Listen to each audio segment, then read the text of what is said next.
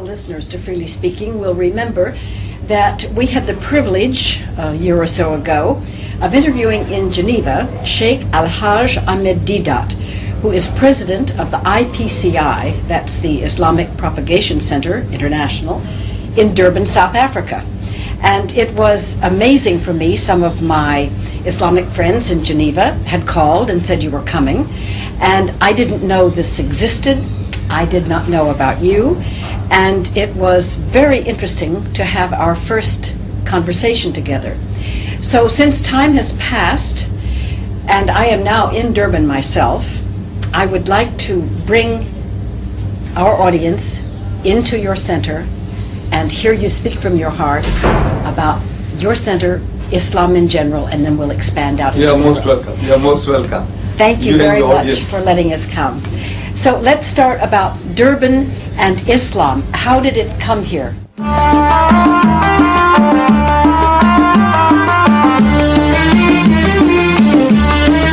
Muslims that touched the shores of southern South Africa were Muslims who were brought here by the Dutch.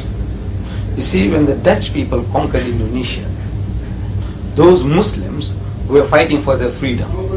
They were captured as prisoners of war, and they were shipped to the Cape of Good Hope and sold to the white man as slaves. Then when the British conquered Malaysia, those Malays, Muslims, were fighting for their freedom. They were also captured as prisoners of war, and they were also shipped to the Cape of Good Hope for the white man, and sold to the white man as slaves. For 300 years, those early Muslims, first Muslims, have touched these shores, and they have been under pressure from the Christians to Christianize them. But after 300 years of hammering, that group of people, they have become one of the most militant Muslim communities in the world. That hammering, instead of softening them, had hardened them as steel.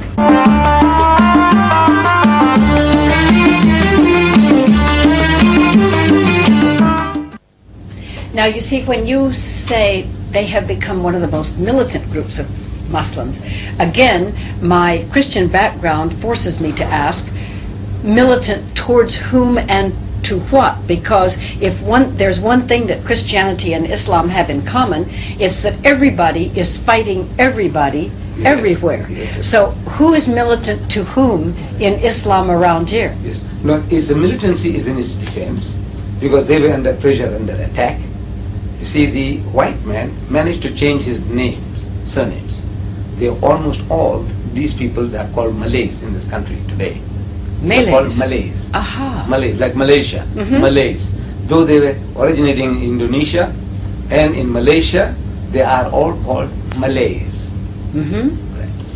Now, that community of people, you see, because they were under pressure, the defense mechanism was also, it was not as soft, they were militant in the defense against the Christian missionaries. Yes. And that type of psychology remained with them. That was the one group of Muslims, and another group of Muslims came from the Indo-Pakistan subcontinent. Now they came to this country because they were starving, yes, in India. So they came looking for a livelihood.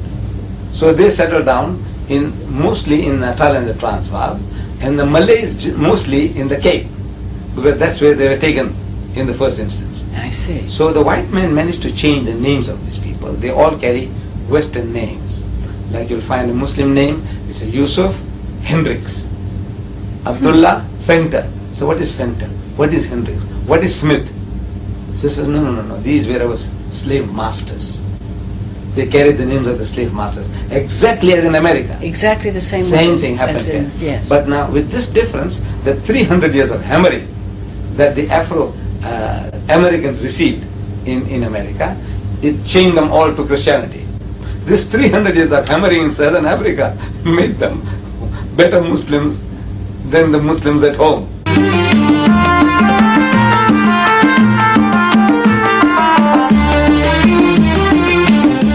All right, then let me ask you a hard question right away, and that is, if 300 years of Christians hammering at the Muslims didn't change them, why would you think that 300 years now of Muslims hammering at Christians would change them? In other words, because the Islamic Propagation Center is not to spread Islam to the world. It is. To the world. Including Muslims, Christians. Jews, Christians, and to all. You expect Christians to resist for 300 years? No. You see, if the right approach is there, you see, there is an approach. The approach of the Christian missionaries and the Christians then was a harsh approach. Like what they did to the American Negroes. In America, same type of treatment was given to the Muslims here. But now one gave in because they had somehow they didn't have that type of background, religious background, to resist conversion. These people had. They go the Malays. They had something, basic knowledge about religion, which kept them together. Now, in our approach today, you see, we are using a technique of speaking to a people, the Jews and the Christians, according to their own background and experience. The methods that were used by the Christian missionaries was, in the past, attacking Islam, attacking the Holy Prophet Muhammad, attacking the Quran, and that didn't gather honey. But we are not attacking Jesus or the Christian people. What we are saying is, we have an approach where we are calling the people, says, come, let us reason together. And in that, we say, we want to show you from your own background and experience that it was about time that you look for a person who would give you a solution to all your problems. Because we say that Jesus Christ, before he parted, he told his disciples, he said, I have yet many things to say unto you, but ye cannot bear them now. Meaning you haven't got the capacity. He had the knowledge. He had the solution to our problems for eternity. Who Jesus Christ is the mighty, as a man of God, as a mighty messenger of God, as a Messiah, he had answers to all your problems. But the people to whom he was addressing, they were incapable of receiving that message. So he says, howbeit, when he, the Spirit of truth is come, he will guide you into all truth. For he shall not speak from himself, but what things shall he hear, that shall he speak, and he shall declare unto you the things that are to come. He shall glorify me. Now we Muslims, we are claiming that that Spirit of truth, or that Comforter, as prophesied by Jesus, is Muhammad, and he is giving you a solution to all your problems. Those solutions might not go down well, because we are all used to certain ways of living, thinking, but if you sit and reason, these are solutions to your problems, whatever problem you have.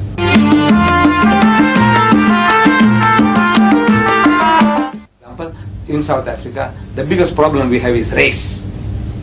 And throughout the world, the biggest problem of mankind is racism. And Islam not only speaks about the fatherhood of God and the brotherhood of man, it gives you a solution to your problem, how to solve it. It lays out a system. Whereas everybody else talks. Fatherhood of God, there is but one Lord, he created us all, and we are all his children. That is talk. But how to create that brotherhood? In Islam, we have a system. Now the system is, you see, 5 times a day, the Muslim is made to come together. Yes. In what is called salat, prayer. So when they gather together in the mosque, they use the same taps for ablution, they use the same towels for wiping the faces, and they stand shoulder to shoulder, no gaps left between the rich and the poor, the black and the white, or whatever. They all must stand shoulder to shoulder. Because the Holy Prophet Muhammad, he said that when you stand up for prayer, you must not leave gaps for the devil to get in between you and your brother. Now the devil he was talking about was not the guy we see in the art gallery in Durban. If you go to the museum complex, you see there in the art gallery beautiful paintings by great artists. Among them there is one huge painting of a beautiful woman with wings. And she's got a wand in her hand. That magic wand, W-A-N-D. A wand. A wand. Wand in her hand. And she's directing the devil. In the picture, you can see, she's directing the devil to go to hell. And you can see hell in the distance. And you see this devil with horns, with sharp ears, and a tail with a barbed hook, with a ready complexion. Fiery himself. And he's flying off also towards hell. Right. Now that devil, if anybody saw, we will run for dear life. We flee for our life. So Muhammad wasn't talking about that. He was talking about you yourself, we ourselves. You know, our racial pride, our arrogance, our riches. I am white, he is black. and I'm rich, he's poor. That devil must not be allowed to come in between you and your brother. So 5 times a day, the Muslims gather together, stand shoulder to shoulder. Then in a bigger circle, on Fridays, more people gather from different districts. And on occasion of 2 of our festivals, what we call Eid, one after the fasting season, and another one after 2 months and 10 days after that, another big feast. There when we gather together in an open field, again people, wider group comes along together. Then once a year in Mecca, the whole Muslim community from all over the world, the blonde-haired and blue-eyed Turk, and the darkest coal Ethiopian Muslim, and the Chinese Muslim, and from Muslims from all over the world, they gather in the same pilgrim's garb, which creates a type of brotherhood and unity. There is a system, not only talking, but the system is laid out, which no other religious group of people have. They all talk, but there's no system of bringing people together.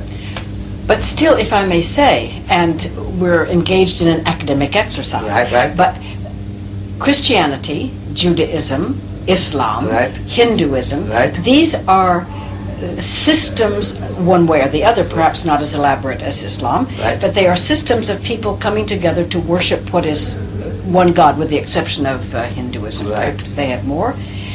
And yet, when you quoted the Bible, you said, and yet he who comes after me... when he, the Spirit of Truth. The Spirit of Truth. Okay. If you translate what Christians call the Holy Spirit right. into the same thing that this is known as, in other words, a little bit towards the mystical idea, right.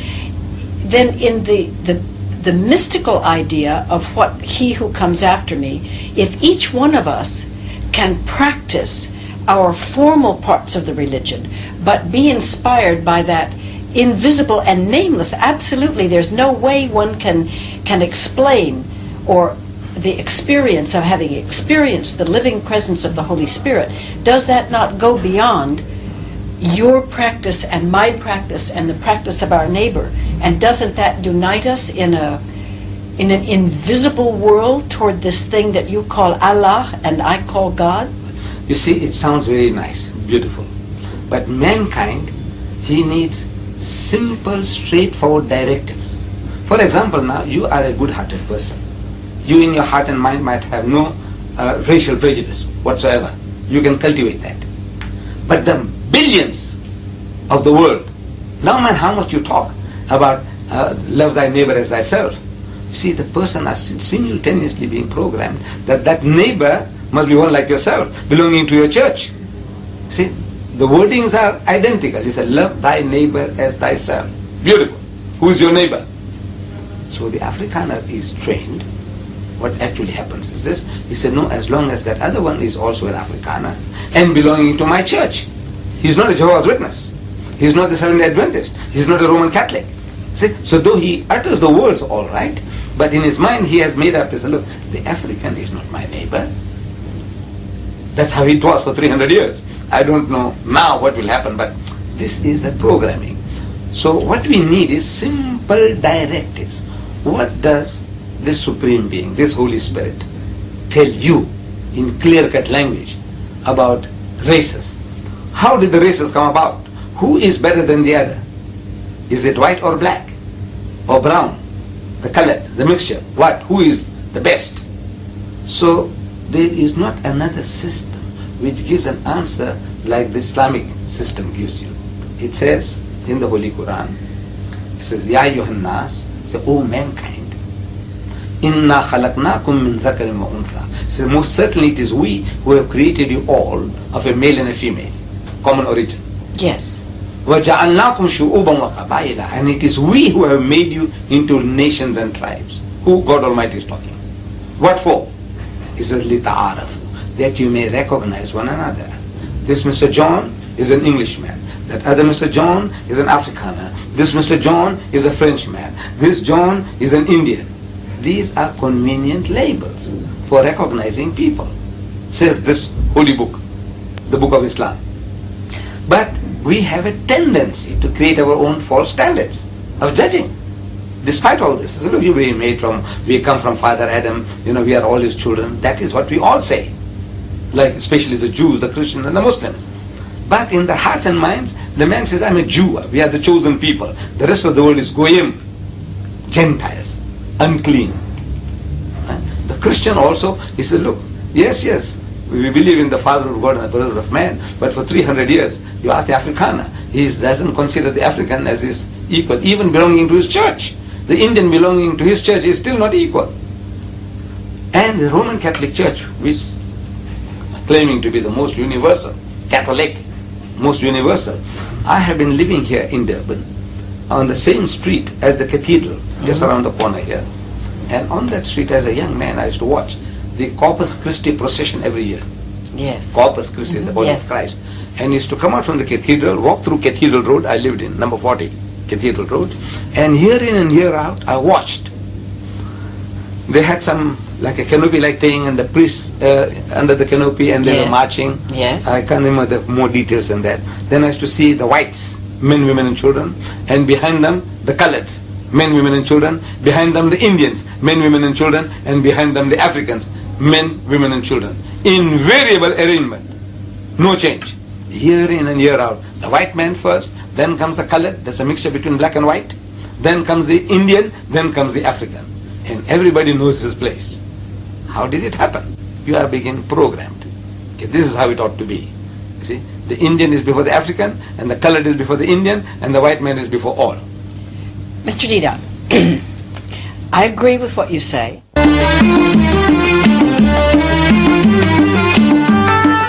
In Islam, all men are brothers and everybody is equal. I'm going to accept that totally at face value.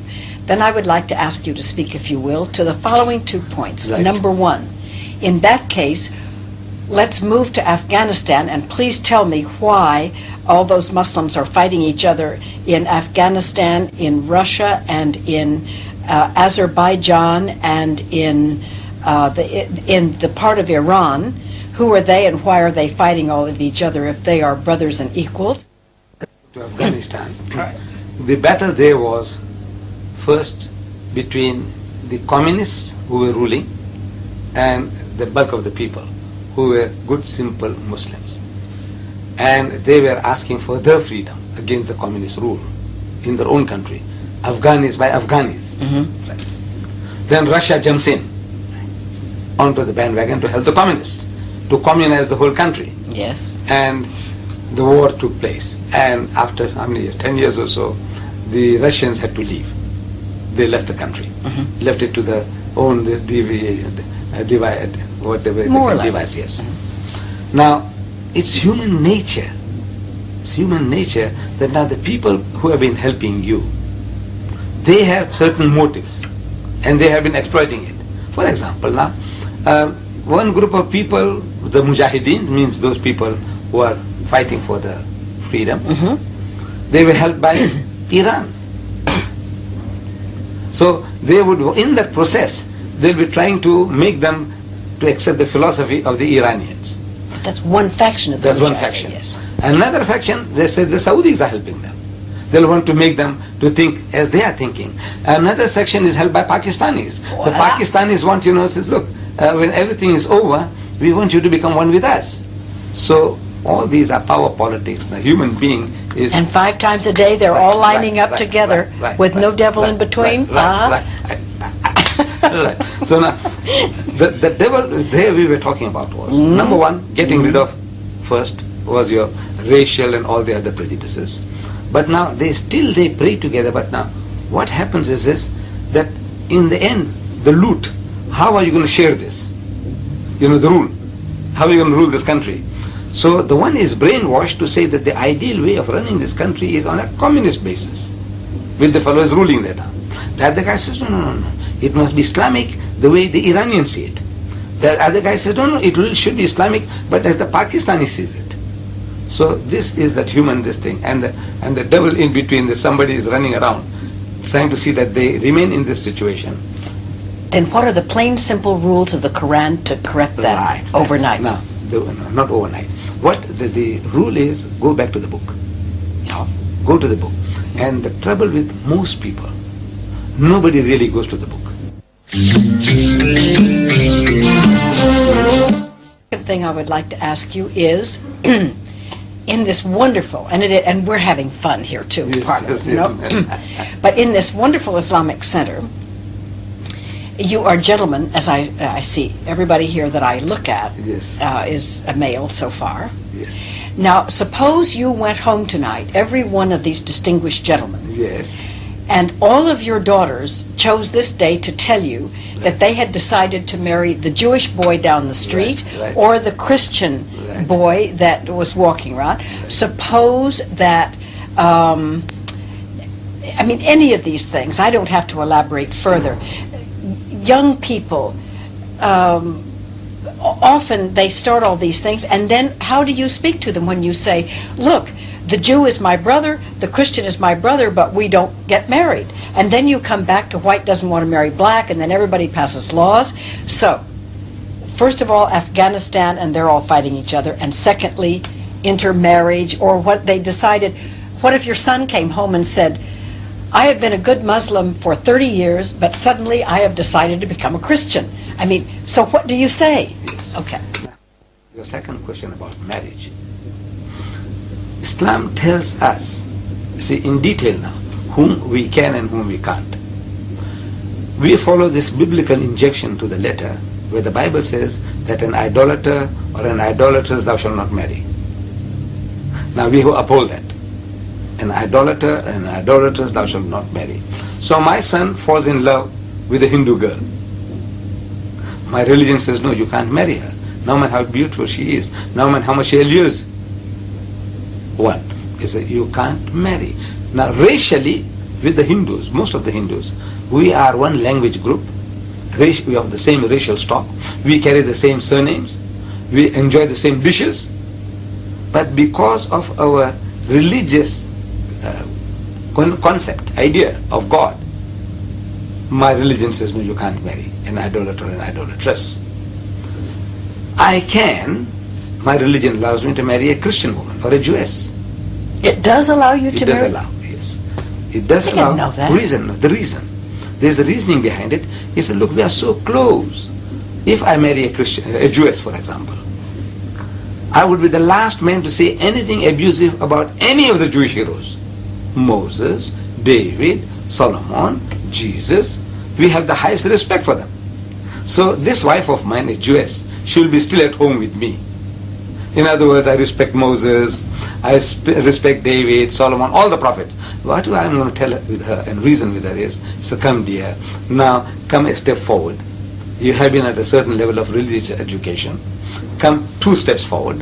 One is to accept Jesus and then accept Muhammad as well. So I'm asking her to come to a higher level of understanding religion. To the Christian woman, in this country when I said that at first, that look, we are allowed to marry Christian women. So the white men in the audiences, when I delivered talks, they were thinking, say, yeah, I know why. So I said, why? He said, just because we are whites. Do you think now marrying a white woman is a superior thing to do? I said, no. Even if the Christian woman is an African woman, she is a Hottentot, she is a Bushman, she is Christian, I can marry her. Because again, we are so close. We accept Jesus as one of the mightiest messengers of God. We accept him as the Messiah. We accept his miraculous birth. We accept his many miracles. The only point of real difference between me and my spouse, that Christian lady, would be that I would say, look, he is not God. He is not the begotten Son of God. But everything else, we have a common denominator. We have one with the Jew.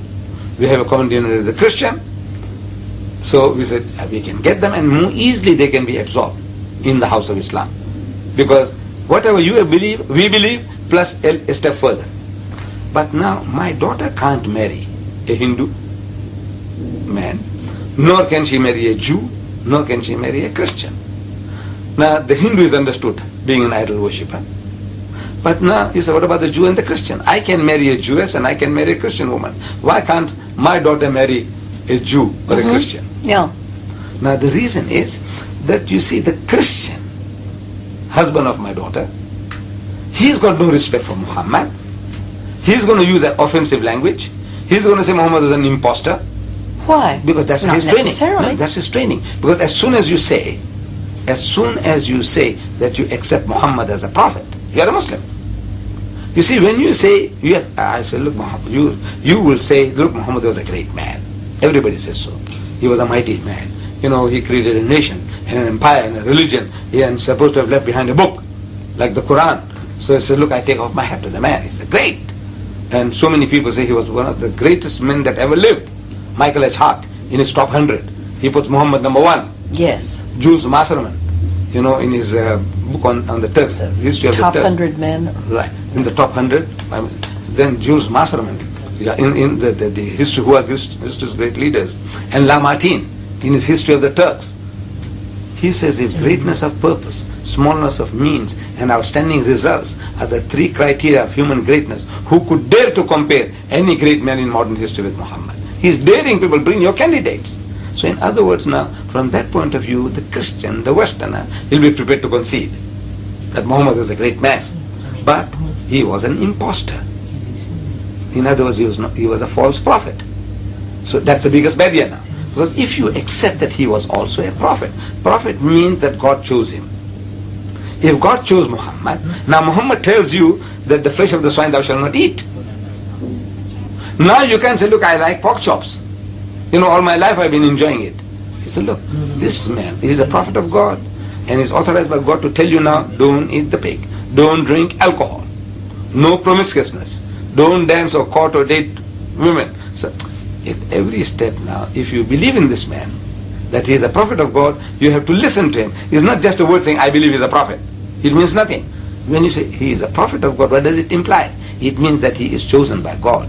Now if he is chosen by God to guide you, to tell you now according to your capacity now, that you are not to touch alcohol, you are not to take interest, you are not, whatever he tells you, it becomes binding on you, which you are not prepared to accept. Who? The Jew or the Christian. Mr. Deedat, I have to, last time I was really afraid to bring these things up because you seem to me a very holy man and I respect you for that. But sir, there are just too many things. Everybody is so human, and you must know that there are people of great Islamic tradition, particularly we see them in Geneva, it just happens to be a place where many come, who do not observe one single one hardly of the things you said, and they're pretty famous Islamic people, and then they go back home and they put on the raiment, or they respect the things only at a certain period in time. Now I'm not saying that you have a monopoly on the hypocrites, because Christianity is absolutely full of them, and I suppose every other religion is too. But what God says and does and what prophets say and do is so far from the least of these thy brethren that sometimes it really seems hopeless, including for the Muslims, if you excuse me for saying so. No, I would say that, look, no community in his right mind can claim to be perfect. We all have our black sheep. Whether you are a Jew or a Christian, Hindu or Muslim, we all have our shortcomings. But this American, he wrote a book, The Messenger. In that book he says that there are more professing Christians in the world than professing Muslims. Professing. But, he says, he continues, but there are more practicing Muslims in the world than practicing Christians. And if you had come here this morning, say before 12, around 1 o'clock I could have taken you to the mosque. And of course today, and it would have been out, because today was Friday, and on Fridays there's no place even for us in the mosque. This mosque next door to us here, it holds 4,000 people on Fridays. But any ordinary day, any weekday, if you come there, you find that there are more than 1,000 people in the middle of the day. More than 1,000 people in the middle of the day, in the middle of the week, which you will not find in the Catholic cathedral on Sunday. So what is it? How does it work? So as far as the practice of religion is concerned, we have our hypocrites, we have our black sheep. But on a percentage basis, there's not another community, religious community on earth, another community which is as responsive to the religious injection as the Muslim, with all our shortcomings. Whatever you described in Geneva We can also describe anywhere else, in London or New York or anywhere. Yes. I accept. But it says, we are not perfect examples of our religion. But as a people as a whole, now when you judge a system according to the whole. That in South Africa we are boasting, and nobody has contradicted me, that in South Africa we have the lowest alcoholic consumption in the country. We have the lowest gambling rate in the country. We have the lowest divorce rate in the country. We have the lowest prison rate in the country. And we have the lowest suicide rate in the country and the highest charity rate in the country. And nobody has been able to contradict me. So in other words, what does it? Everything else is the same. What does it in this environment? No, it's the teaching. Because the Muslim is being programmed 5 times a day, so to say. When he goes for prayer, he's being programmed. So he's the least racist. I can't say he's free from racism. We are pure angels. But he is the least racist. He is, alcohol, he is the lowest. In everything else he is the lowest. And in charity rate he is the highest. What does it? It's a programming. Because there is a system. Islam gives you a system. That bringing people together, that doesn't eliminate, all our sicknesses. Because it's a type of programming that you're going to receive. And it's only the superficial contact with religion which is creating this. Superficial. But now in the Christian community, the Seventh-day Adventists and the Mormon community are used in, they have the same attention to no alcohol and to very healthy eating and to the proper diet and all the rest of the things, and they practice more, and they're used in medical experiments. People go to test hearts and what have you because they know that they are far more faithful practicers of religious interdictions than members of other communities, and that is it's obviously a tremendous plus. But coming back, we have, I think that the smallness of the community that does that, because the community is so small. Yes. Sects, so they can keep together, keep on inspiring one another, brainwashing one another. But as soon as the thing gets big, like you say, the Roman Catholic Church, it gets unwieldy. The Anglican Church gets unwieldy. It's the numbers now counts. The bigger the number, the less cohesive the community will be.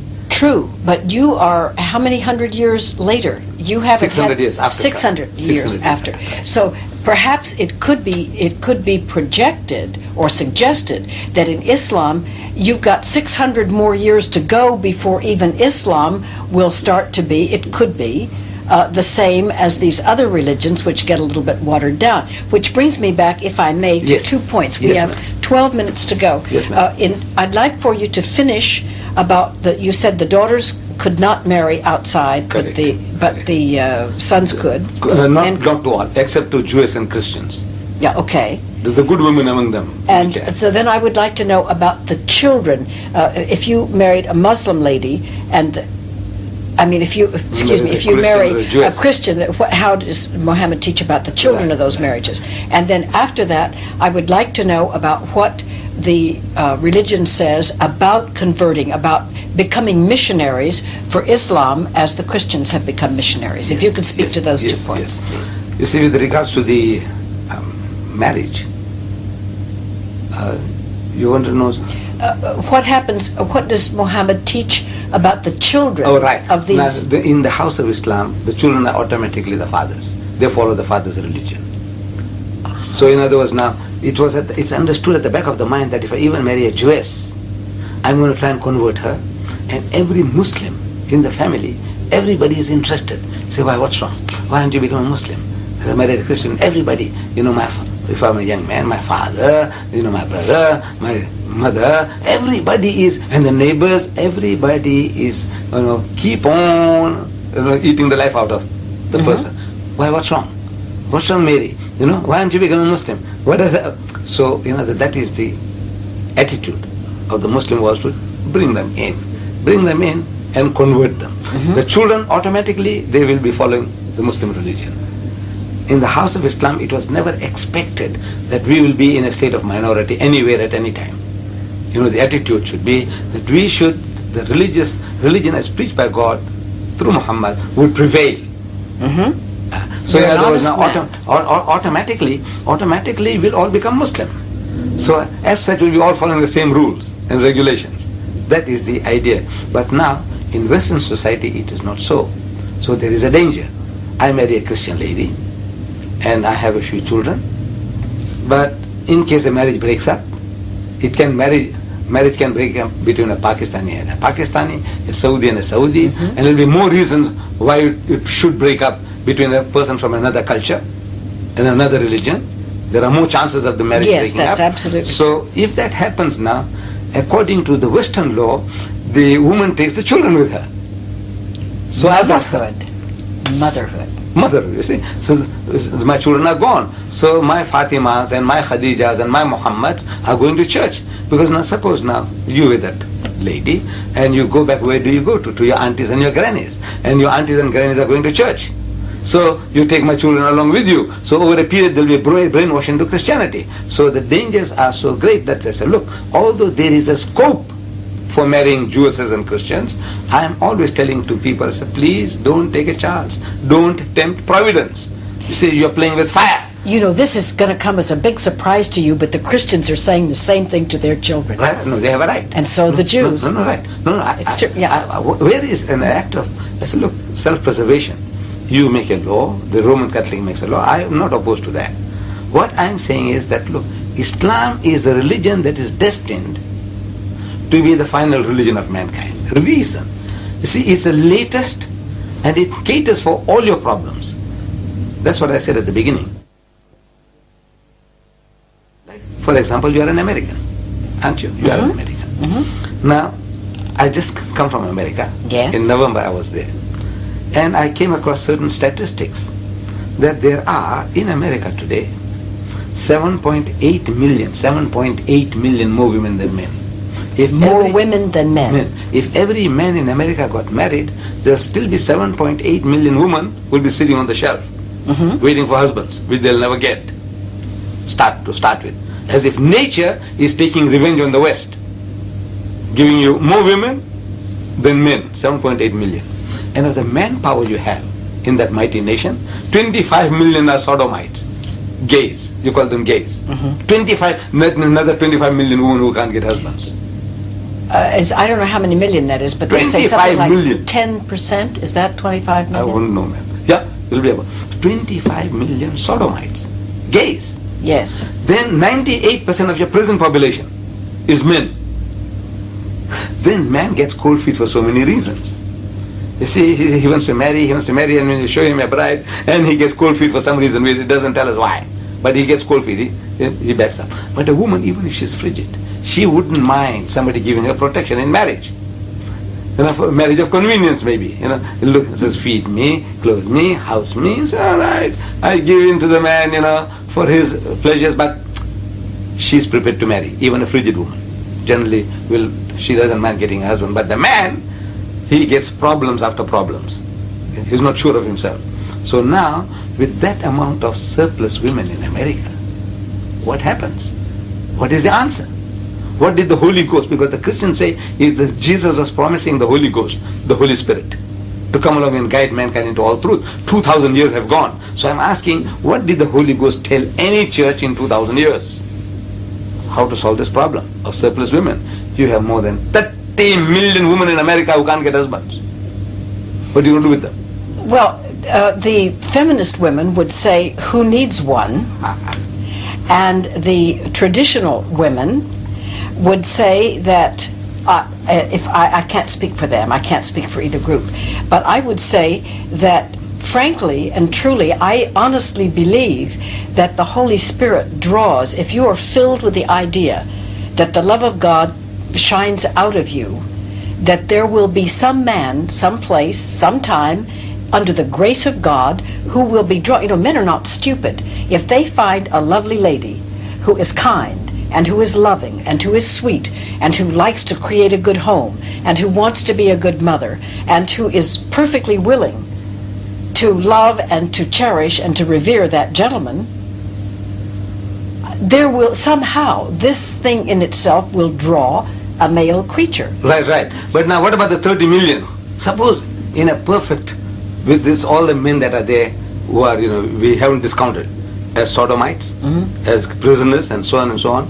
So there'll still be 30 million women. If all those men get married, they find a brides, the ideal brides, still there'll be 30 million women who can't get husbands. Well, very well. Through no choice of my own, I assure you. Right. It was necessary that I become divorced.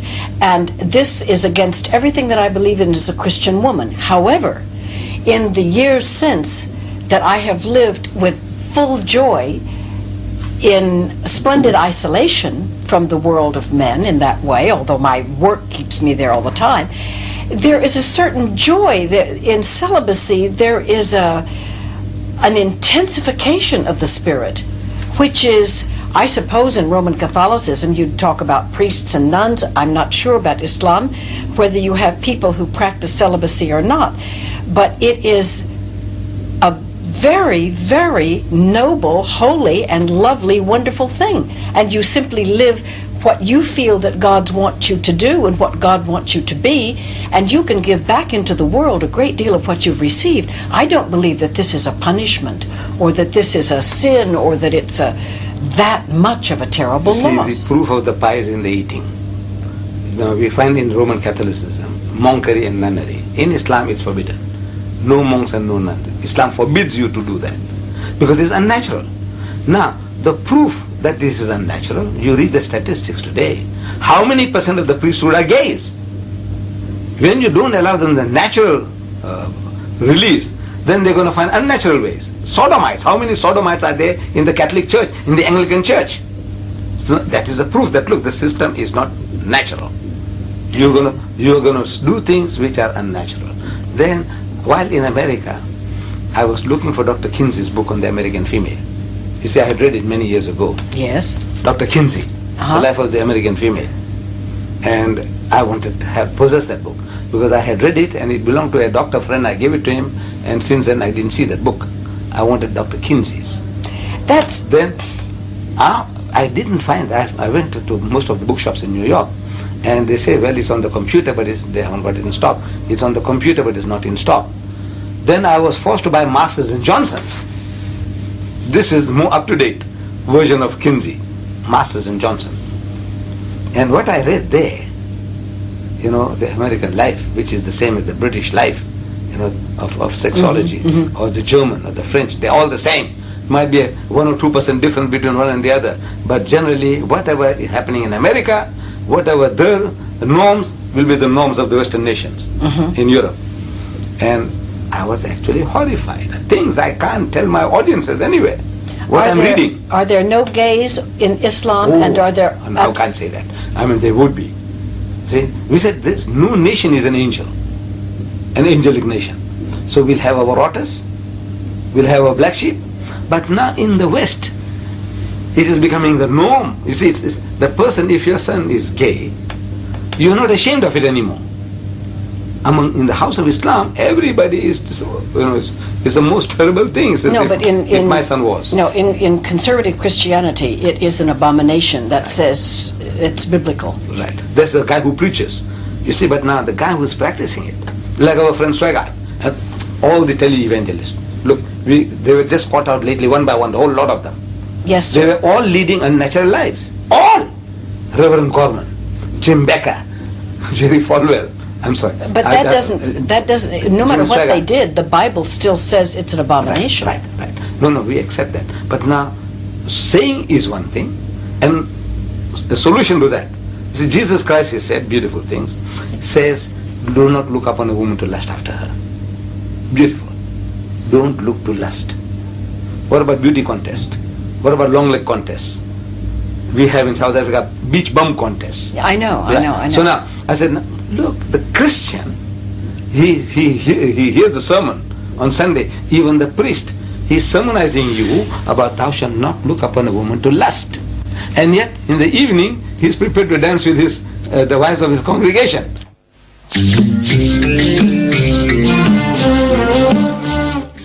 Tell us your solution to what you have described as the, shall we say, curse of America, or this big problem of America? An opportunity, I would say. You see, God Almighty, in His wisdom, He gave a solution to our problems. And we read this in the Bible, that almost every prophet of God had more than one wife. Abraham had 3. Solomon had 1,000 wives and concubines. 1,000. David, his son, he had more than a dozen. In the time of Jesus, polygamy was practiced by the Jews. You see, they come to Jesus, the Jews had come to him with a poser, with a riddle. They were asking him, he says, Master, there was a woman among us who had 7 husbands, according to Jewish practice, that if one brother died and he left no offspring behind, then the second brother will take her to wife and try to, I think they call it levirate marriage. Yes. So, according to that system, 7 brothers, they went through this one woman, one after another. And in the end, the woman died and the 7 brothers died. So, they came to ask Jesus that while they were alive, there was no problem because it was one by one. But they want to know from him that at the resurrection, which guy is going to have her, because they all had her here. That means 7 brothers had this one woman. Now we can't imagine that among the Jews, the 7 brothers were waiting in a queue for a brother to die before taking over the woman. Surely they had their own wives. See, they had their own wives and they were trying to do the duty simultaneously to this woman. And they failed. And another brother failed and another failed. Polygamy was practiced. In the whole Bible, there is not a single verse anywhere against polygamy. Jesus Christ never uttered a word about polygamy. Little wonder that he said, in my last interview I told you, that he said, I have yet many things to say unto you, but ye cannot bear them now. Howbeit, when he, the Spirit of truth, is come, he will guide you into all truth. All truth means all your problems, solution to all your problems. And is this a defensive role because the Prophet Muhammad had many wives, or is this? No, this is a natural answer to a natural problem. We didn't create it. In America today, as I said when I visited the country, I discovered that there were 7.8 million more women than men. If every man in America got married, there'll still be 7.8 million women who can't get husbands. And in the city of New York alone, there are 1 million more women than men. In the city of New York alone, 1 million more women than men. If every man in New York gets married, still be a million women who can't get husbands. Is polygamy a practice here in this Islamic community? No, hardly. It's hardly being practiced. It's what? It's hardly, rarely. Hardly. It's a rare thing. But this is a solution to a problem. We are not offering this as a tonic to the world. You have a problem. Britain has a problem. Germany has 5 million more women than men. Germany. In Britain, soon after the war, I'm reading that there were 1.6 million more women on the east coast of England alone than men. You have a problem. With the 7.8 million women in America, without husbands, then of the males in New York, one third are gays, sodomites. All right. Then in the whole country, 25 million sodomites, gays. In other words, another 25 million women who can't get husbands. Plus the 7.8, you have another 25 million. Then your prison population, 98% are men. That means, again, they are discounted. Then, I'm telling you jokingly, but I think there's many serious things I said in jest, that men get cold feet for so many reasons. I know. I've been trying to get guys married, and I know what happens. Everything is fine. He's jovial, he wants to, and then at the last minute, the guy gets cold feet. He doesn't tell us why. Maybe at the back of the mind, he can't make the grade. He doesn't make a fool of himself. So he finds some excuse of getting out of it. So man, so many reasons. But a woman, even if she is frigid, she'll want to have somebody to give her protection. I arrived here just before President de Klerk's speech.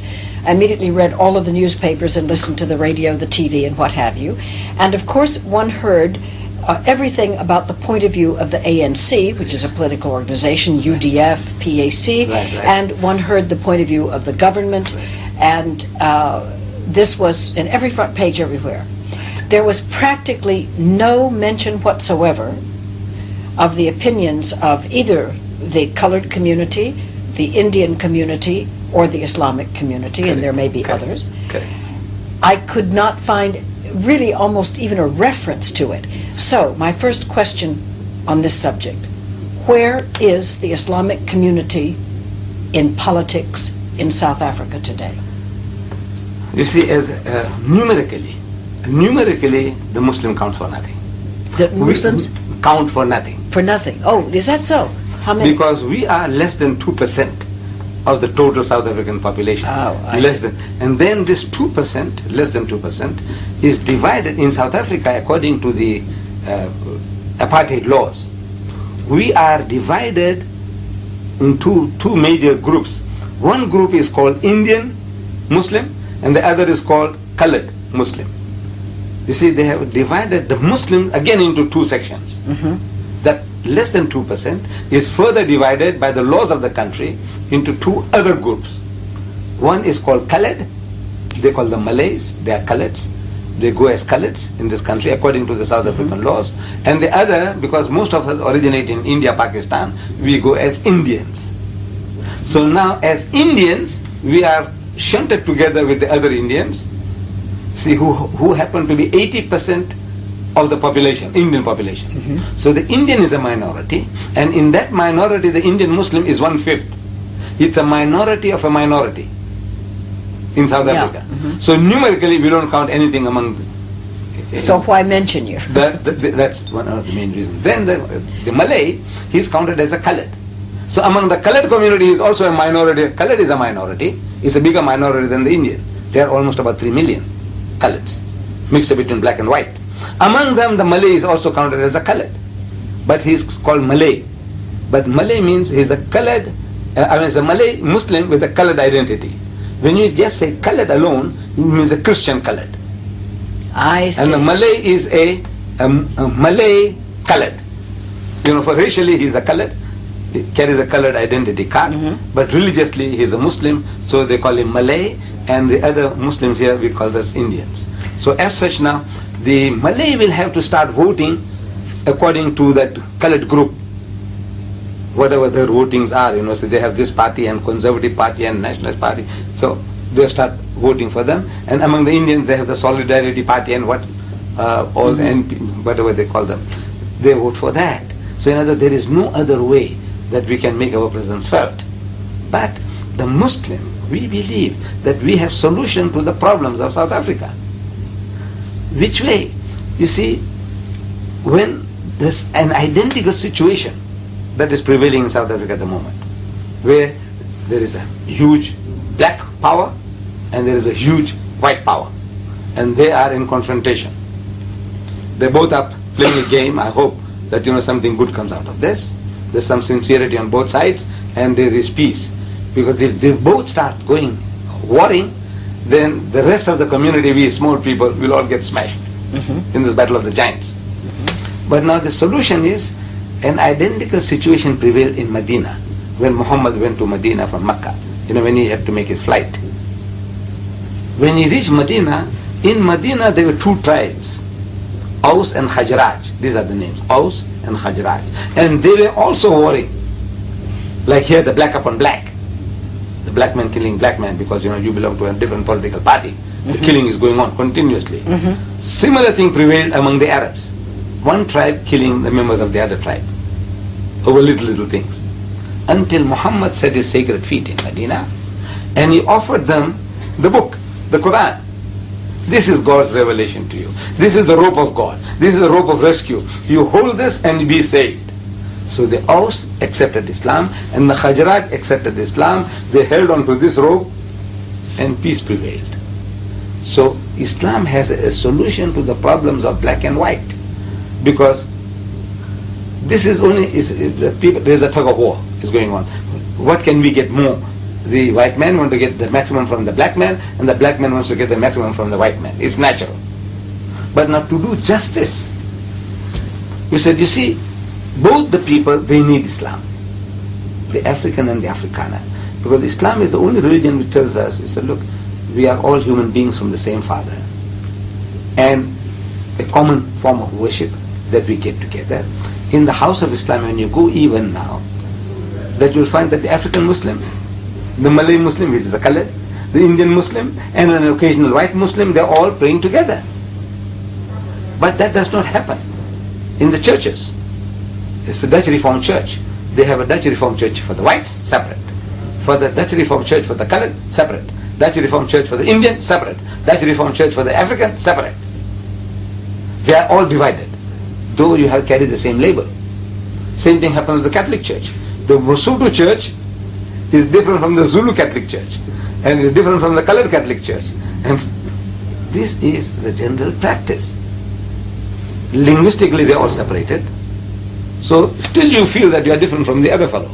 In the house of Islam, wherever you come from, like when I come to Geneva, the mosque there, I am at home. The guy who might be leading us in prayer is an Arab. But it doesn't make any difference. I go to Nigeria, the African is leading me there. And in Tanzania, there's an African imam. It doesn't matter, because the form of worship that I'm used to is the same.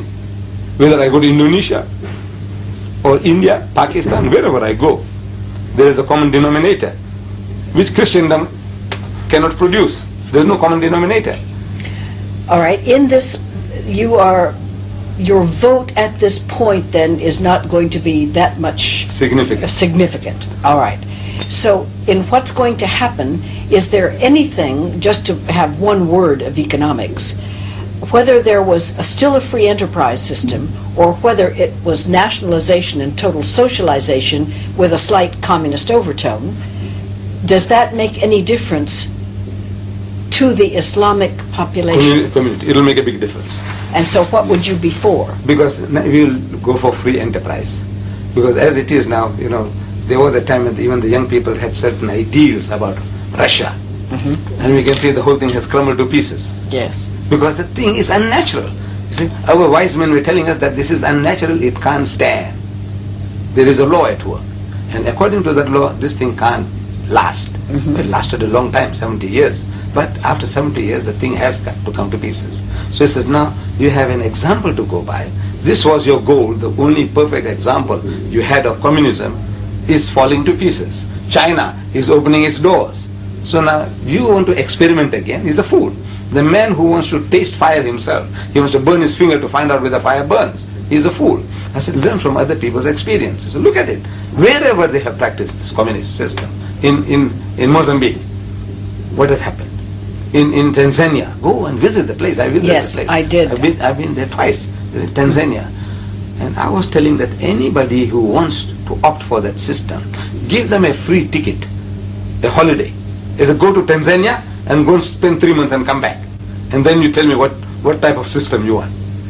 Whether it is Mandela or anybody who talks about that system, I says, give them a free ticket to Tanzania and let them come back. With that economics, and that's all, we'll touch on that. So this community would opt for the free enterprise system. Groups of the UDF, ANC, do any of them have any particular attitude toward Islam that would compare? For instance, I brought one of your folders here. Yes. There are some things that you say about the Zionists or the Jews, right, which are very, very, very strong. Yes. And before we speak about that, I would like to ask if there are any of these other groups or the Christian groups who say anything that strong against Islam in this country. No, you see, there is like an unwritten policy of this Christian country to see that everything as difficult as it is possible for them to make for us. But there is a freedom of religion in this country, which I have to take off my hat to, which is second to none in the world. Freedom of religion. Is that in so? this country? Freedom of religion to preach. You see, freedom of religion. As a young man, I was reading the communist constitution, and so Article so and so tells us, and I read it, and that there is freedom of religious practices and anti-religious propaganda. I'm quoting. Freedom of religious practices and anti-religious propaganda. So I thought, well, look, we both have a fair chance. But I didn't understand that it says freedom of religious practices. That freedom is given to you, but not to preach. And anti-religious propaganda. While the 4,000 Muslims are going to the mosque for prayer, the guy outside can make a noise and say, hey, these fools, look what they're doing. This is how they pray. They can make a mockery of it. But I can't come out and say, hey, look man, come inside and I will tell you, how to get peace. But the system that we are following, it's a one-sided deal. It's one-sided.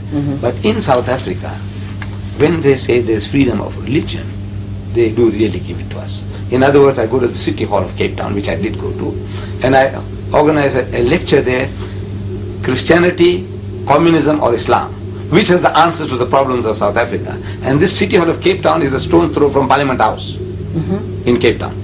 And I delivered a lecture to a packed audience there. Christianity, Communism or Islam. And since the speaker is a Muslim, it's understood automatically that it is not Christianity, it is not communism, Islam is the answer. Yes. Right. And no interference from the government on any level, no interference. Then we had a conflict with the government twice. Twice we had a conflict with the government on our publications. One was in 1982, I published a pamphlet, The Crimes of Begin. Yes, I know. And Shatila massacre. Begin. Right. Menachem Begin, his crimes, the crimes of Begin. And that pamphlet, the Jews had it brought up before the publications board. And they had it banned.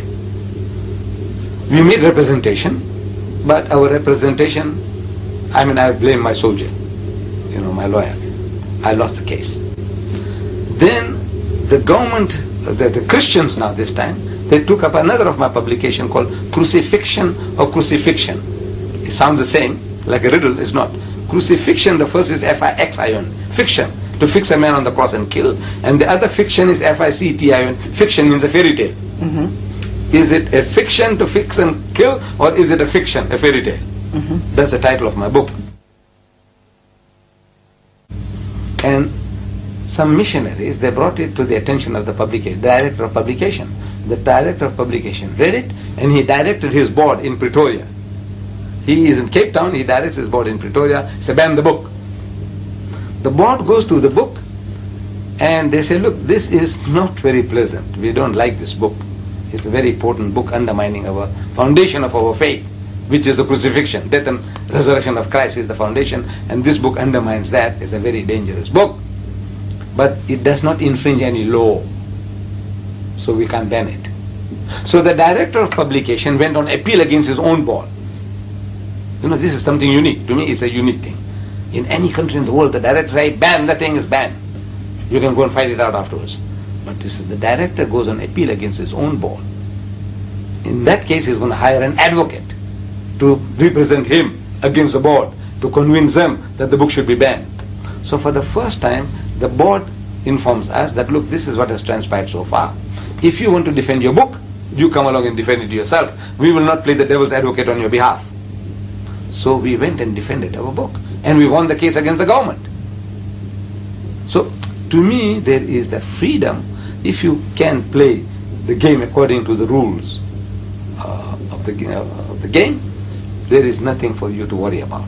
Now this is a very good entrance, what you have just described, that you held the crucifixion up and you made your case, which I believe when I read something about that, that Jesus appeared, you believe, as dressed as the gardener, when it said that the ladies thought he was the gardener. It's because he was not, and it goes on like that. You have said that in the name of freedom of speech, even though that was an abomination unto Christians, they allowed you and you won your case. May I move now to Rushdie and the fact that he has printed something which I assume, I have never read it and I don't intend to, is equally as, quotes, insulting to the Islamic religion as that would be to the Christian. And yet he is under penalty of death. And you are not under penalty of death. No, for having said this. Could you lead us into this discussion using those two cases? Yes. You see now, in the case, the government says, in my case, about my book, that this is a bona fide belief. I'm not trying to make a mockery of the Christian. See, just I want to be funny, I want to be clever. They say, hey, look, this is nonsense, man. How can one man, take the sins of the world? This is taking you, the Christianity is taking 1,000 million people for a ride on the cross. Yeah, I believe it. Right, no, right. But now that I'm making a mockery. There's a law in the country, you are not to sneer at somebody else's religion. What I was telling was a bona fide belief, because my book says, وَمَا قَتَلُوهُ وَمَا صَلَبُوهُ, which means they didn't kill him and they didn't crucify him. My book says that. This is my belief, a bona fide belief. So as such now I'm expounding it. If it goes against you in that case, I just can't help it. This is the belief that's given to me by my faith, and 1,000 million people believe in it. Right? In the case of Rushdie, it is not that. See, he has gone out of his way to abuse everybody. Like for example, in South Africa, we had the book banned, just like that. See, there's a law. The law is there, and according to that law, we succeeded. You are not to sneer at somebody else's belief. Right? This guy here, the races. You know, our biggest problem is race, as I said in my previous interview. Everywhere is a race. This man is the greatest racist. You know, he beats Hitler's Mein Kampf. We show to the director, look what this guy says. He says, nigger, eat white man shit. Is it right, sir? The guy says, no. This is rank racism. He's a racist himself, but this is rank racism. Then he says, black shit is bad. He calls them niggers, he calls them coons, he calls them what and what not. Right? So they said, no, ban the book. Ban the book. This is not right. Then he's used certain type of language. One word. Which we don't have to use. No. For one word, lady chattel is lover was banned in this country for 20 years. That word he uses 55 to 57 times in his book, forgetting that he's besmirching the characters of the Islamic faith, you know, our spiritual mothers, the wives of the Prophet himself, then the Prophet Abraham and the companions of the Prophet, the thing that he calls them, this is, which makes anybody's blood boil, especially the Muslim. But besides that, what he has done to everybody, the white man, the white woman, the Jews, he has not spared anybody. But the problem with the people outside, in the Western countries, nobody brought this to the attention of the people there. We only cried about ourselves. We said, look, he swore my mother. Who? It's Aisha Siddiqa, wife of the Prophet. Where is she? No, she can swim. He said, no, she's dead. So how long? 1400 years. So does it hurt her? The guy's making a mockery of it. See, it's a mockery now. This does it hurt her? Now you're making a mockery of it. But now if I turn the tables, it would be different. I said, you know, sir, I've told the people in Britain, I went around on a lecture tours. I'm telling them, I says, you know what he says about Mrs. Margaret Thatcher? So what does he say? So I said, he calls her torture. Full stop. One word sentence. Torture. Then he says, Maggie the bitch. Maggie the bitch. 3 word sentence. Maggie the bitch. I said, is it right?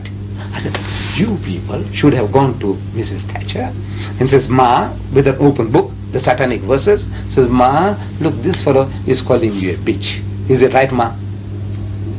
But maybe you can take it. You know, you are great. You are the Iron Lady. You know, to you is nothing. But what about the feelings of your dear son, Mark? Somebody calling him son of a bitch. What about his feelings? What about your daughter, Carol? What about her feelings? Shh, the book would have been banned. You know what he does with the Queen? He cohabits with her in the book. He makes tender love to her and he joins with her. But Mr. Deedat, if I may say so, yes. You see, as a Christian, right, professing and believing, Christianity and everyone connected with it have been reviled by so many people, right, so much literature, and so many people in the world, that not only do we have mud of every kind of description in the world thrown on Jesus Christ, thrown on the church, thrown on individual Christians, martyrs, anybody else. right. It doesn't, I mean, it sheds off your back like water because you expect it of anyone for any reason that they choose. And the second thing is, as Christians, we are then called upon, no matter how vile the treatment to the Christian religion or to the Christian himself, to arrive at the point where we can express total forgiveness for that person, because if there is a God who says, "Judge not lest ye be judged," even though we all do it every day 25 times, Right. we are called upon to rise above this and even to pray for that man, that God in his own wisdom and infinite way through the grace of the Holy Spirit will touch that man, whether he's Islam or whether it's Judaism or what, that person who is reviling, first of all, his reviling against us isn't going to hurt him, but when that guy gets in front of God Almighty, at least in the Christian religion, he is in far bigger trouble than anything we can do on earth. And even if we killed this man, and now I'm coming to to the sentence of death, even if we killed this man, in a sense, in a pure Christian sense, we are interfering with the law of God, because God himself, in his infinite wisdom, will judge him. Even if Rushdie had done that, and if the book never got published, if he had written it in a closed room and no one had ever read it, God himself would still be the judge of Mr. Rushdie. So, having said that, you appreciate what I mean when I say, as a Christian, it's very hard to get so worked up about it, no matter how awful it is, when we've been experiencing that for 2,000 years. You see, and so have the Jews. Islam has said terrible things about the Jews. They've said it in your literature, that they are absolutely, some of the things are... what they're doing now at the moment, the way they're behaving, so worse than the Nazis. Well, but some of the things you say about them are things the Nazis said about the Jews. If it is true, you see, if it is true that they are doing the things worse than what the Nazis did, then if it's hurting the guy, me speaking the truth, is it true that if the guy who doesn't pay taxes in Palestine, in Gaza and the West Bank, that person is thrown out of the house, they confiscate his property, and they bulldoze the house? Is there any country in the world that does that? If you don't pay the tax, they catch you and take you to jail. Yes, out here they bulldoze shacks in townships, and people have been for not kicked paying out taxes. of their home. Listen, there are laws in the United States, if you don't pay your tax. No, condemnation, or they condemn property and so on. That is a different thing. Then you compensate them. You say, look, this building we need. We want to demolish this, so we want to make a highway. Yeah, I'm not defending that. For public, this thing said, look, here is a compensation for that. But this is the person who doesn't pay the tax. You kick his wife and children out. You take his fridges away. You just can't imagine. You break people's bones. I got films. All right, I agree with that. All of that is terrible. Now, when I tell you, I said, you are doing something worse than what the Nazis did to you. You should be the last people to behave like that, because you went through hell. I sympathize with you. And now you are doing the same thing and worse than the Nazis. So now, if it hurts you, I say it's just too bad. But now, am I speaking the facts or lies? I give you proof from your own writers. Okay, but what about Islamic people, and I would bring in Christians if I could, who have done terrorist acts and innocent people. Culpable. If you catch the terrorist, according to the rules of your country, you have every right to do what you like. If you say, look, there's no death penalty in Israel. There's no death penalty. Death penalty. Right. Okay. No, it's not my fault. That's your law. But to me now, if that guy killed innocent children, if I catch him, I'll hang him. You see, but you say, no, there's no death penalty. So what do you put him in life prison? I say, well, that's your business. That is your law. But that is not the law as given by God. The law of God says life for life. But now we're coming back to Rushdie. But that's Jewish law too, an eye for an eye, tooth for a tooth. Right. So now, if you don't want to follow your law, that's your business. I can't force you to follow your law. But now we also have a law that for certain blasphemies against God and His messengers, the punishment is death by crucifixion, or by hanging, or by chopping off the hands and feet from opposite ends. Very cruel. But now, treason, to us this is treason against the Ummah. Ummah means the community, the religious community. You have a law, treason against the state, for which, you had the Nuremberg trial. You had Lord Haw, that Britisher who was broadcasting from Berlin. Yes. You had him killed. That Irishman, who tried to, bring some freedom for you had him hanged or shot. So in other words, now every country in the world you have a law, and you behave according to your law. Now, in the case of this devil here, He's broken all the laws, but now I'm not crying about that. What I'm telling is that the way to approach the white man, the Westerner, is to show him where it hurts him. Because I'm told, like you said just now, that the people are insensitive. Look, you can swear Christ and you can do this and do that and get away with it. Not get away with it, but no. Right. But now there is a law of blasphemy in England. Mrs. Mary Whitehouse, she took the Gay magazine to court for using certain blasphemies against Jesus, and she won the case. But now there's nothing to protect the Muslim feelings. It's only Anglican England has got only something to protect the Anglican Christian, not us. There are more Muslims in Britain than Methodists, but our feelings are not considered at all, as if we are human beings. So now I said, that is no sense in me crying about that. But you people, the Westerner, is also sensitive where it hurts him. So I show you, I said, look, he's not altogether insensitive. About religious matters, the bulk of the people are irreligious. So it's only a name. You're Christian, you only fill census forms. Mostly you say you are a Christian. But in your hearts of hearts, you are not a Christian. You are a Christian in the sense that you are not a Muslim, you are not a Jew. In that sense, you are a Christian, but in your hearts and mind, it has nothing to do with your practical life. Generally, this is what I see. So now I must show you where it hurts you. So I'm showing you. I said, look, you people are highly sensitive people. You see? Because my people say, we're also saying, these British are insensitive. I said, no, they are not insensitive. You try and say certain things about them, and they'll break your jaw for you. Don't try. But you have to tell him what? He said, look, sir, open the book. The very first page of Satanic Verses. He calls Londoners. I was in the city of London, in the Royal Albert Hall. I said, I take it that most of you are Londoners. Whether you're a Pakistani Londoner, or a Sikh Londoner, or an English Londoner, you are all Londoners.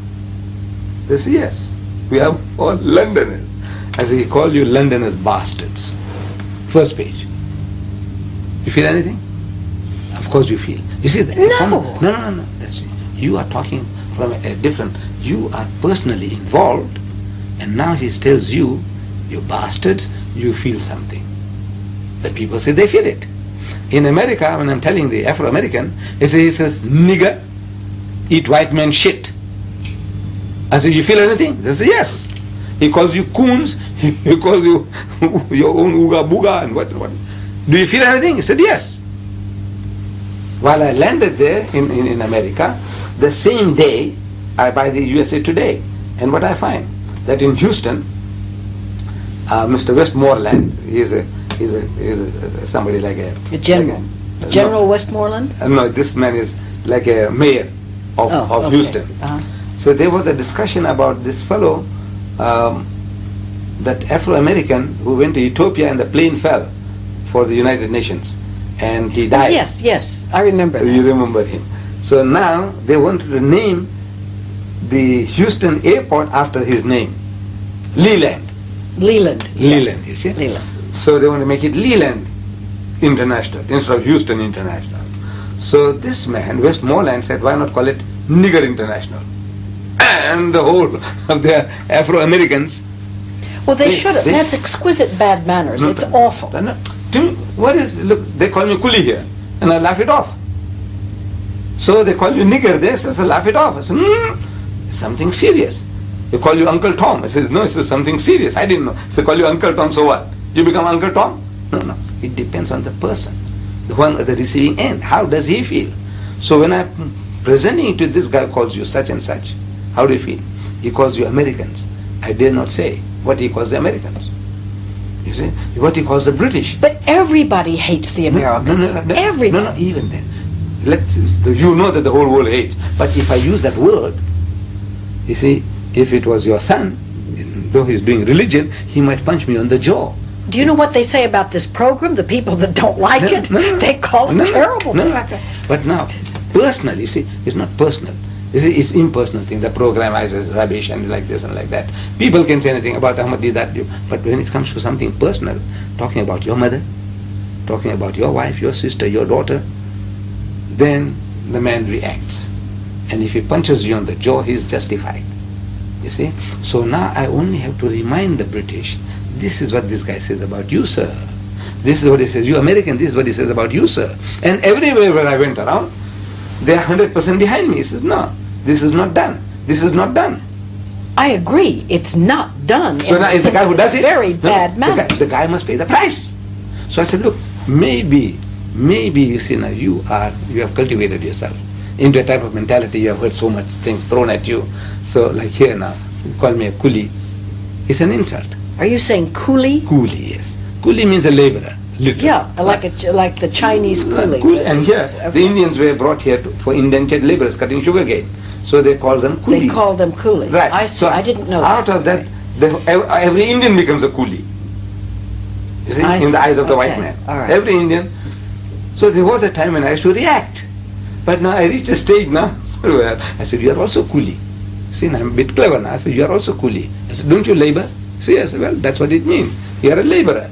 But I know when he says coolie, he's trying to hurt me. And then it hurts.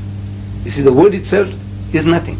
Like the Englishman calls the Afrikaner in South Africa, boere. Boere means a farmer. They are farming people as a whole. There's nothing wrong with that. But when the Englishman says boer, at the back of his mind, he's backward, a rustic. That's what he's saying. You know, a simpleton. That's what he's saying when he says boer. Well, So the meaning, the word, there's nothing wrong with the word, but when you are uttering it, it conveys certain meanings. Same thing to the Afrikaner, he calls the English people Ruinek. Ruinek. Ruinek means rednecks. oh, Ruinek. Ruinek. Yeah. Yes. Okay, redneck. In Afrikaans it means rednecks, meaning you are all softies. You go in the sun a little and you get red in the Get neck. red You in know, the face. like the Red Indians called you Pale face. pale face, and you call them Red Indians, right?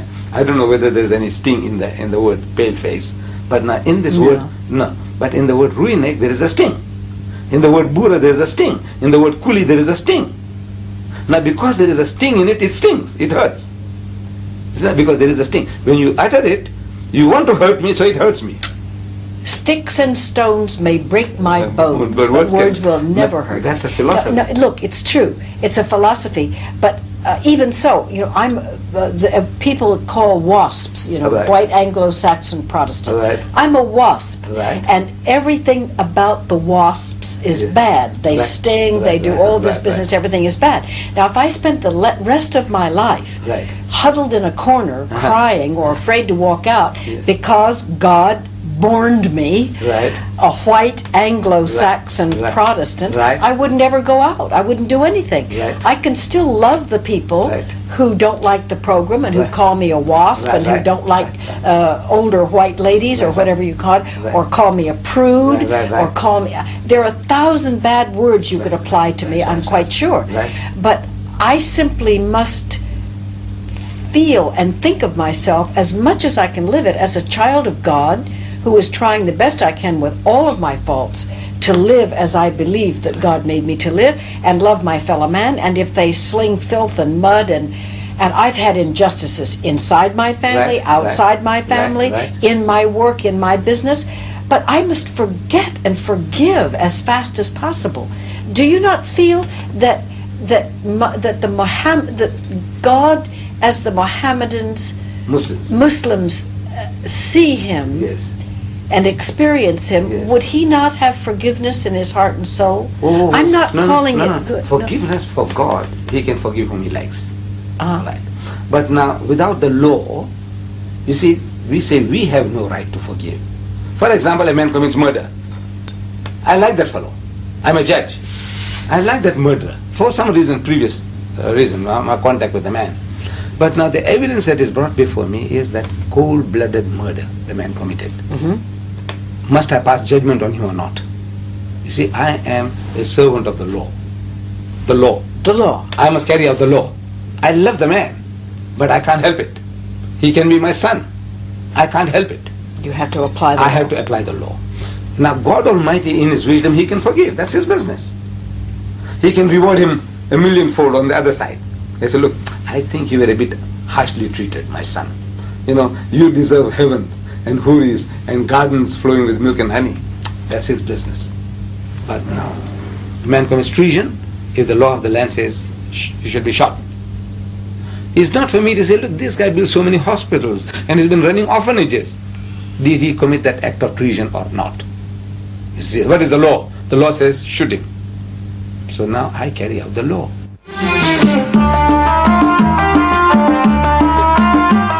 See, and all those people in South Africa have people outside the country who committed treason and they committed murder. The Afrikaners, or the white South Africans, have a hit squad of some kind that and those men committed murder. Now, would you, under the laws of Islam, would they all be put to death, or would one side be forgiven and the other side not be forgiven, or would they all be amnesty? I think, you see, because to me, if I look at it, that this was a war, undeclared war between the two. Yes. So as such, to me, this was war, and now we have come to the war has come to a halt. We says forget about the past and let's reconstruct the country on a new principle of forgive and forget. So you would wipe out both sides? Both sides I would wipe out. Because if I said, if you have to punish the one side, you must punish the other side. And there's no end to it. There won't be any end to that. So recrimination carries on, and it can still lead to further bloodshed. So with all let's assume for a moment, this is assumption, I'm not making accusation, let's assume that there were X numbers of murders committed on the outside revolutionary side and X number of murders committed on the inside white police squad. Everybody should be equal and they should all Just forget about the thing and carry on from here now. But Mr. Rushdie should be executed. Oh no, his is a different case altogether, because now he is not repentant at all. He is going on further and further. He wants to broadcast this further, more and more. This is greed of gain. You see, 40 people have already paid with their lives. 40 Muslims have died. So many women have been widowed, so many children orphaned because of his pen, poison pen. How? I didn't know that. How did they? In India, in Pakistan, you didn't hear about the protests, marches, and they were shot down because now they are marching onto the British embassy or they're marching onto the American embassy. So the government now is forced to say stop it, and the guys are worked up. They want to go and march and lay the protest, so they're shot by the own governments, but 40 people have given their lives for this one man's mischief. Okay, but look at all the hundreds of people that gave their lives on both sides for the ANC, and I'm just using that as an example, it could be the others too, and the white hit squads. Women and children in supermarkets 40 Muslims have died. Yeah. Rushdie, he is in safety, he's enjoying having a jolly good time with his millions, and he's unrepentant. He said, look, he has done something that is right. So he said, look, this guy, he is more dangerous to me than Hitler's armies. We have been visiting today with Sheikh Ahmed Deedat, President of the Islamic Propagation Center International in Durban, South Africa, on the 16th day of February 1990. Thank you. I'm sure we could go on for another hour or two with all of the things that we have. But thank you, Mr. Deedat, for the time you have given us today. God bless. Good night.